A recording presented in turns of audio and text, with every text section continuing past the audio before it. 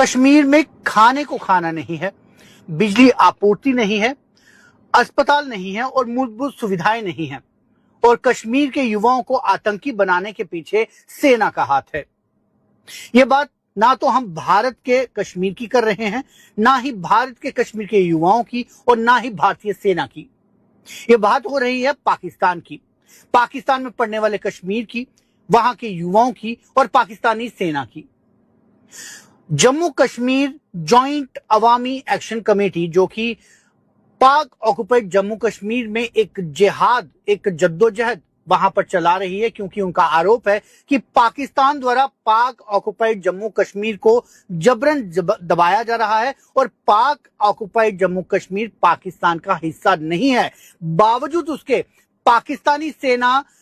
पाक ऑक्युपाइड जम्मू कश्मीर के युवाओं को गन्स हाथ में थमाकर उन्हें टेररिस्ट बना रही है। देखिए क्या कहते हैं, दहशतगर्द है। मैं इनसे कहता हूँ, आज भी मीडिया की मौजूदगी में कहता हूँ, मैं तमाम इंसानी हकूक की तंजीमों को गवाह बना के कहता हूँ, आप सबकी मौजूदगी में कहता हूँ, कश्मीरियों के हाथ में बंदूक पाकिस्तान की फौज ने दी थी। कश्मीरियों के हाथ में बंदूक थी पाकिस्तान की फौज ने दी, और फिर भी पाकिस्तान की फौज ने हमें बताते हम दहशतगर्द। कश्मीरियों के हाथ में बंदूक पाकिस्तान की फौज ने दी थी। कश्मीरियों के हाथ में बंदूक थी पाकिस्तान की फौज ने दी। आपको बता दें कि इस समय पाक ऑक्युपाइड जम्मू कश्मीर में एक बड़ी बगावत हो रही है और उस बगावत का आलम यह है कि वहां पर खाने की कमी आ चुकी है, बिजली की कमी आ चुकी है और इसके अलावा अन्य मूलभूत सुविधाओं की कमी आ रही है। यही वजह है कि पाक ऑक्युपाइड जम्मू कश्मीर को आजाद करवाने के लिए ये जो पूरी मुहिम चला रहे हैं जम्मू कश्मीर जॉइंट अवामी एक्शन कमेटी के अध्यक्ष सरदार अमन खान, उन्होंने अब भारत में पड़ने वाले जम्मू कश्मीर और लद्दाख से गुहार लगाई है मदद की।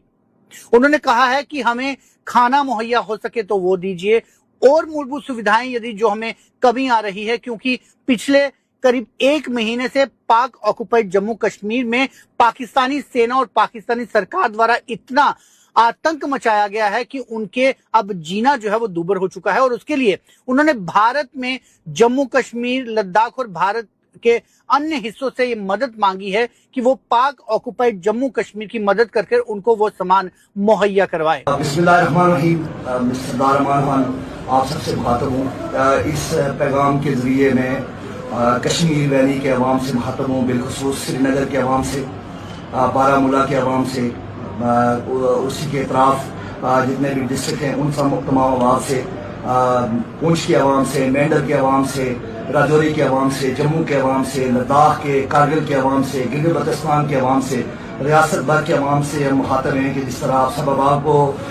इल्म है कि कश्मीर जो है पिछले आज 1 माह होने को है, जिस तरह जिस आसार में है, जिस जबर में है और जो यहाँ के अवाम को बुनियादी हुकूक की मांग पर अवाम के साथ जो जुल्म किया गया, जो ज्यादती की गई, जो कत्लो गारत है और जो फौज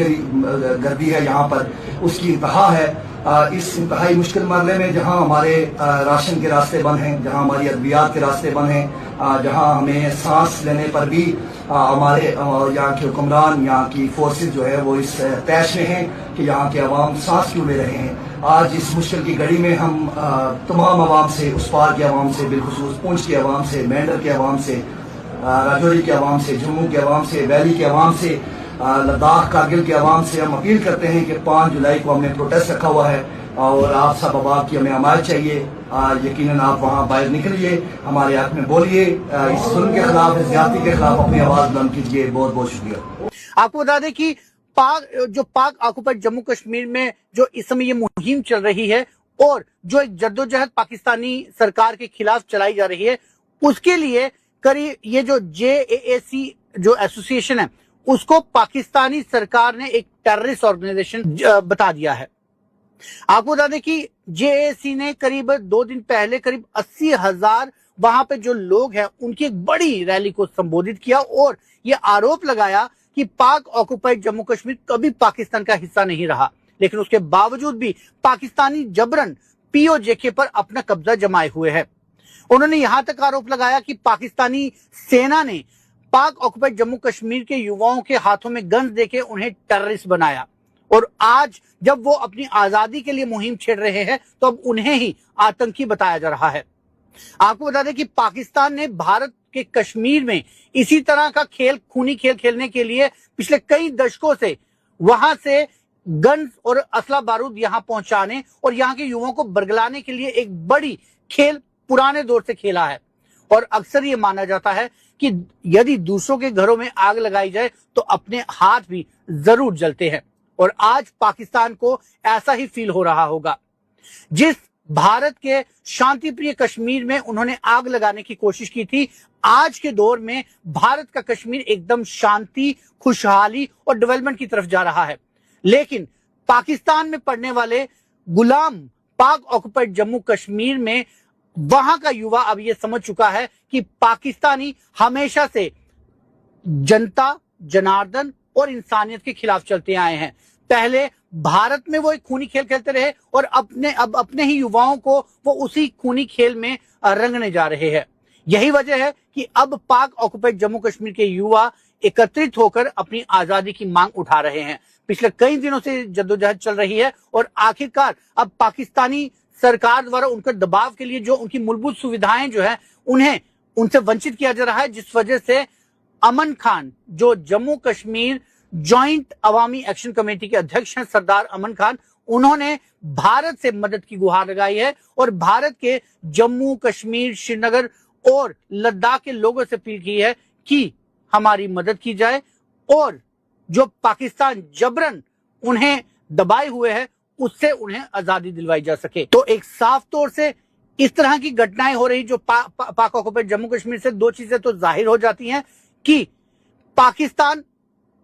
अपने क्षेत्र पड़ने वाले जो क्षेत्र है उन्हें ही संतुष्ट कर पाने और उनकी आकांक्षाएं पूरी करने में असफल साबित हुए हैं। तो ऐसे में पाकिस्तान जो पिछले कई सालों से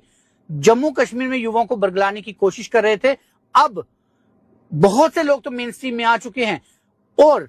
अब इक्का दुक्का ही इस तरह का कोई मामला दिखाई देता होगा जिसके दिलों में पाकिस्तानी प्रेम जागता होगा। लेकिन शायद इस तरह की घटनाओं के बाद जो इक्का दुक्का एक मामला जिसके दिलों में पाकिस्तानी प्रेम जागा हुआ है, शायद वो भी मरता हुआ दिखाई देगा। इसी तरह के अपडेट के लिए आप जुड़ रहिए जेके मीडिया के साथ।